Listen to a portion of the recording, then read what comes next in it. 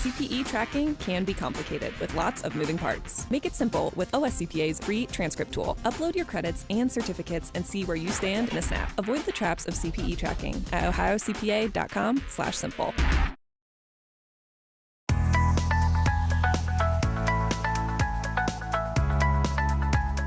Welcome to OSCPA Spotlight. I'm Jessica Salerno, Senior Content Manager, and I'm joined today by Greg Saul, our Director of Tax Policy, and Barb Benton.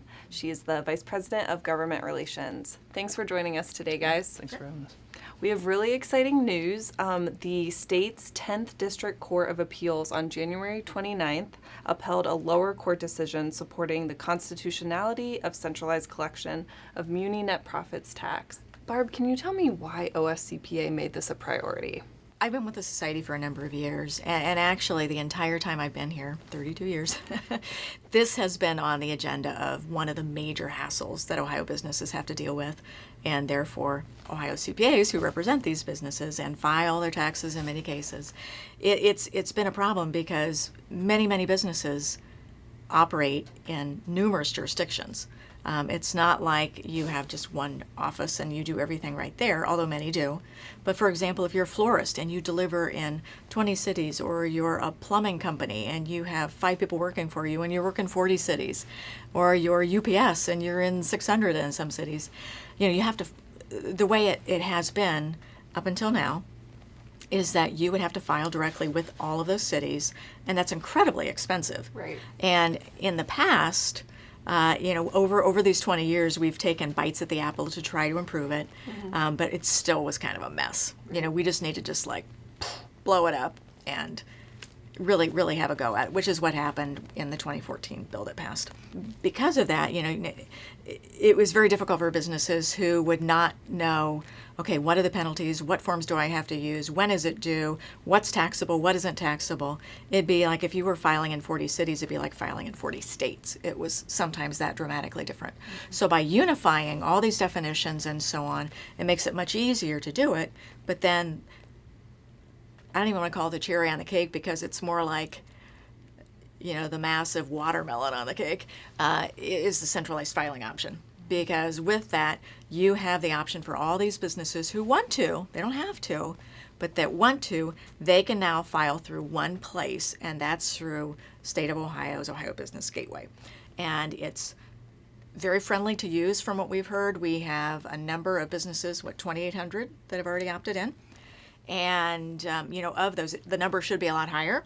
But with that, it's so much easier. And it's, even though there have been some concerns about the gateway in general, this is a different portal. This is purely dealing with the net profits filings of businesses. So it's purely for business. It's not withholding. It's not the other taxes that all businesses have to file. That's done in other parts of the gateway.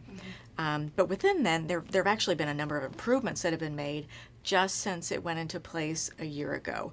And there are a lot of deadlines that members need to be aware of. Yeah, I mean, the big one there's a rolling, you have to register by the first day of the third month of the taxpayer's fiscal year. And so the big one is calendar year end taxpayers. They are due, the deadline's March 1st. And so, we're about a month away from that. This is the second year that we've had of the filings are going to be, the annual returns done this year. The first thing you do if you register, you're going to make estimated payments, quarterly estimated payments. Some of the advantages of those, because I know a lot of businesses when they first opted in, there was questions like, well, we might sit out the first year of this just to see how it goes.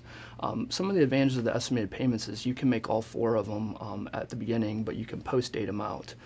If you make overpayments, the department's going to carry forward those. So the advantage of that is you're just making one payment to the department.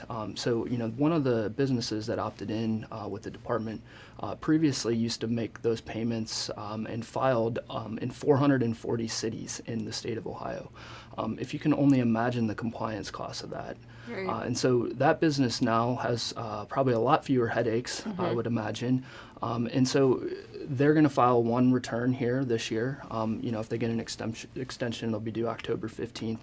But one of the advantages that we didn't know last year is that the department has come out with software vendors. You can upload directly from your commercial software. They have 6 of them that are currently that have signed letters of intent with the department. CCH Pro System, FX, Corp Tax is the second one. Third one is Drake Tax. The fourth one is Tax Technologies Tax Series. And then the last, the fifth and the sixth ones are both from Thomson Reuters. The first one from Thomson Reuters is Ultra Tax CS. And then the last one from Thomson Reuters is Go System One Source. And so to be able to come out and say now, a year that we're a year into this, members can upload. That'll be through the IRS modernized e-file MEF system. So the filing is not even going to be done on the Ohio Business Gateway. It'll be done. The department will pull that file, the annual return, down from the MEF system, and you will just upload it directly through your commercial software.